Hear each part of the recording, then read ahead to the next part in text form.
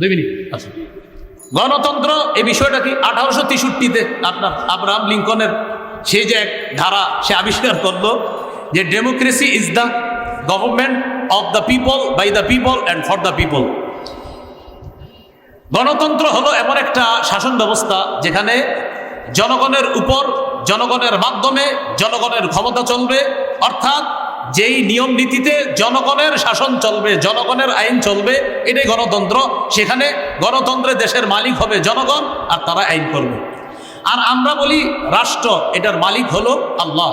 অনেকের গেঞ্জির পিছনে লেখা আছে people are source of all power, জনগণ সকল ক্ষমতার উৎস। নাউজুবিল্লাহ, জোরে পড়ি। সকল ক্ষমতার উৎস কে? আল্লাহ। এটা প্রথম কথা। তাহলে গণতন্ত্র এটা তারা বলল, এটা হলো একটা বিষয়। আমাদের কথা হলো সূরা বানী ইসরাঈলের 111 নম্বর আয়াতে যে কথাটা আছে, একদম সূরা বানী ইসরাঈলের সর্বশেষ আয়াত, ওয়ালাম ইয়াকুল্লাহু শারীকুন ফিল মুলক, আল্লাহর রাজত্বে কোনো শরীক নাই। বলেন, আল্লাহর রাজত্বে কি নাই? শরীক নাই। দেশের রাজত্ব কার? এই আল্লাহর রাজত্বে কোনো শরীক নাই। এটা ইসলামী আকীদা যে দেশের রাজত্ব হবে এটা আল্লাহর মালিকানা। এটা গণতন্ত্র, এটা মালিক হবে না। এটা আমাদের ইসলামী মূল্যবোধে বিশ্বাসীদের আকীদা। আচ্ছা, সূরা ইউসুফের 40 নম্বর আয়াতে আছে ইনিল হুকমু ইল্লা লিল্লাহ, বিচার ব্যবস্থা শুধুমাত্র আল্লাহর পক্ষ থেকে হবে। আল্লাহই বিধানদাতা, আল্লাহই বিধান করবে। কথা সঠিক। এটা হলো প্রথম কথা। দ্বিতীয় কথা খুব ভালো করে মনে রাখবো, ইসলামী হুকুম অনুযায়ী গণতন্ত্রের যেই বিধান, এই বিধানকে মানতে হবে। এই বিধান না মানার কোনো সুযোগ নাই। ইসলামী হুকুম অনুযায়ী গণতন্ত্রের পক্ষে কেউ না, কোনো ওলামায়ে কেরাম না। এটা হলো দ্বিতীয় কথা। এবার মূল কথাটা শুনেন। তাহলে হুজুর যেহেতু গণতন্ত্রের পক্ষে না, তো কি করব? এখন ওলামায়ে কেরামের মধ্যে 2 দল। এক দল বলেন গণতন্ত্রের বর্তমান পদ্ধতিতে দেশে স্বেচ্ছায় অথবা ইচ্ছায়, ইচ্ছা করে হোক স্বেচ্ছায় হোক, মানুষকে বাধ্য করা হচ্ছে। এই পদ্ধতিতেই মানুষ যেন তাদের ক্ষমতা প্রতিষ্ঠিত করে, মানুষকে বাধ্য করা হচ্ছে। বাধ্য করার কারণে ওলামায়ে কেরাম আজিমত এবং রুখসতের মাসালার মধ্যে রুখসতটা গ্রহণ করে ওলামায়ে কেরাম চিন্তা করলেন, যদি ওলামায়ে কেরাম দায়িত্ব না নেয়, নাস্তিকদের হাতে দেশ চলে যাবে। ওলামায়ে কেরাম যদি দায়িত্বে না আসে, তাহলে ইসলামী বিরোধী যারা শক্তি আছে তারা এদেশে তাদের শক্তিশালী পাকাভুক্ত হবে। তখন ওলামায়ে কেরামের মধ্যে একদল বলেন, সুতরাং নাস্তিক্যবাদী শক্তিকে রহিত করার জন্য এই পদ্ধতিতে জনগণের অংশগ্রহণ করা আবশ্যক। এটা এক দলের অভিমত। আরেক দল বলেন জায়েজ। একদল বলছে আবশ্যক, আরেক দল বলছে এটা জায়েজ। এই পদ্ধতিতে অংশগ্রহণ করে নাস্তিক্যবাদের বিরোধিতা করা এবং আল্লাহর হুকুম পৃথিবীতে প্রতিষ্ঠিত করার জন্য চেষ্টা করা। মানে আমি জানতে চাই, আমাদের আপনার ভাই এখানে আছে, আপনার তো এই নিয়তে আছে নাকি অন্য কোনো নিয়ম? আর আপনার ভাই মাশাআল্লাহ ইনশাআল্লাহ সিলেটের এমপি হবে, আল্লাহ কবুল করেন। তো যাই হোক, আপনার ভাইয়ের সাথে আমার ভালো পার্সোনাল সম্পর্ক, একটু মধুর, এই জন্য একটু হাসাহাসি করলাম। আপনারা আবার দোয়া করেন, অন্তর থেকে দোয়া করেন, আল্লাহ তৌফিক দান করেন। হ্যাঁ, এখন এই পদ্ধতিতে জনগণ অংশগ্রহণ করবে, করার পর এখানে মনে রাখতে হবে 4টা কথা। বলেন, সাক্ষ্য, সুপারিশ, প্রতিনিধি, আমানত। সাক্ষ্য, সুপারিশ, প্রতিনিধি নির্বাচন, উকিল নির্বাচন, আমানত। এই 4টা কথা। এবার বলেন, ভোট মানি হলো সাক্ষ্য দেওয়া, সুপারিশ করা, উকিল নিযুক্ত করা, আমানত রক্ষা করা। আপনি যে কারো পক্ষে আপনি একটা কথা বলতেছেন যে আমি অমুককে প্রতিনিধি বানাবো, এই প্রতিনিধি বানানোর অর্থ হলো 1 নম্বর আপনি তার পক্ষে সাক্ষী দিতেছেন। আপনি তার পক্ষে সাক্ষী দিতেছেন।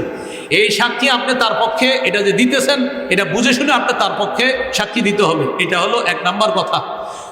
তো এই যে 2 নম্বর কথা, সুপারিশ করা, সূরা নিসার 85 নম্বর আয়াতে আছে, মাইয়াশফা শাফাআতান হাসানা ইয়াকুল্লাহু নাসিবুম মিনহা, যে সঠিক ব্যাপারে সুপারিশ করবে, সুন্দর সুপারিশ করবে, এটার সওয়াব সে পাবে। মাইয়াশফা শাফাআতান সাইয়্যিআ, আর যে ব্যক্তি খারাপ ব্যাপারে সুপারিশ করবে, ইয়াকুল্লাহু কিফলুম মিনহা, সে এটার গুনাহের অংশ পাবে। এবার বুঝেন, একজন আল্লাহওয়ালা ব্যক্তি আর একজন খারাপ ব্যক্তি, একজন তাকওয়াবান মানুষ, তাকেও চাইলে আমি নির্বাচন করতে পারি, আর একজন খারাপ মানুষ, তাকেও নির্বাচন করতে পারি। এই আল্লাহওয়ালা মানুষকে আমি তার পক্ষে কথা বলা মানে হলো ভালো কাজের সুপারিশ করা, খারাপ মানুষের পক্ষে কথা বলা মানে খারাপ কাজে সুপারিশ করা। খারাপ কাজে যদি সুপারিশ করি, কিয়ামতের ময়দানে আল্লাহর কাছে আমাকে দাঁড়াতে হবে। তাহলে 1 নম্বর সাক্ষ্য দেওয়া, আমি সাক্ষ্য দিচ্ছি। 2 নম্বর আমি সুপারিশ করতেছি। 3 নম্বর আমি উকিল নিযুক্ত করতেছি, প্রতিনিধি নিযুক্ত করতেছি আমার পক্ষ থেকে। আমরা যাকে দায়িত্বশীল বানাবো তিনি আমাদের পক্ষ থেকে ওকালতি করবে, আমাদের প্রতিনিধিত্ব করবে। 4 নাম্বার আমানত। এটা একটা আমানত। প্রিয় ভাইয়েরা, এই আমানত যেন অপাত্রে না পড়ে। আর মুফতি শফি রহমতুল্লাহ আলাইহি লেখছেন 3টা: সাক্ষ্য, সুপারিশ আর হলো প্রতিনিধিত্বের অথরিটি প্রদান করা। এই 3 ক্ষেত্রে মুসলমান বুঝে শুনে পা বাড়াতে হবে। আপনি আগামীতে এই 3টি বিষয় মাথা রাখবো যে আমি কিন্তু কারো পক্ষে হয়তো সাক্ষী দিতে হবে, আমি কারো পক্ষে সুপারিশ করতে হবে, আমি জনগণের জন্য কাউকে প্রতিনিধি নিযুক্ত করতে হবে।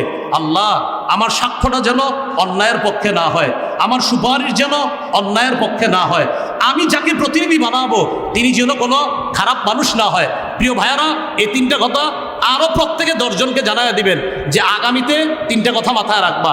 আমি যার পক্ষে সুপারিশ করব, তিনি ভালো মানুষ হয়। আমি যার পক্ষে সাক্ষ্য দিব তিনি যেন ভালো মানুষ হয়। আমি যাকে প্রতিনিধি বানাবো তিনি যেন ভালো মানুষ হয়। এই কথাটা পরিবারেও আলোচনা করবেন, সারা দেশে আলোচনা করবেন, আরও 10 জনকে জানায় দিবেন, শোনো তুমি কিন্তু সাক্ষ্য দিচ্ছ, এটা ভালোর পক্ষে দিতে হবে। শোনো তুমি সুপারিশ করতেছ, ভালোর পক্ষে সুপারিশ করতে হবে। শোনো তুমি কিন্তু প্রতিনিধি নির্বাচন করতেছ, এই গরিব মানুষগুলার একজন প্রতিনিধি বানাইতেছ। সাবধান, খারাপ মানুষকে যেন তুমি প্রতিনিধি না বানাও, ভালো মানুষকে তোমার প্রতিনিধি বানাতে হবে। তো মুফতি শফি রহমতুল্লাহ আলাইহি বলছেন 3টা, আর তাফসীরের কিতাব ঘাটাঘাটি করলে পাবেন 4টা: সাক্ষ্য, সুপারিশ, উকিল নিযুক্ত করা আর হলো আমানত। এই 4টি বিষয় সামনের দিকে আমরা রেখে কোরআন সুন্নাহ অনুযায়ী ইনশাআল্লাহ আমাদের পাগুলা যেন সামনে বাড়াতে পারি, ওলামায়ে কেরামের পরামর্শে যেন চলতে পারি। আল্লাহ তৌফিক দান করেন। আজকে এইখানে যারা আছেন এই 4টা ক্ষেত্রে আমরা খেয়ানত করব না, হাত তুলে ওয়াদা করি ইনশাআল্লাহ। রাজি আছেন ইনশাআল্লাহ সকলে? আসসালামু আলাইকুম।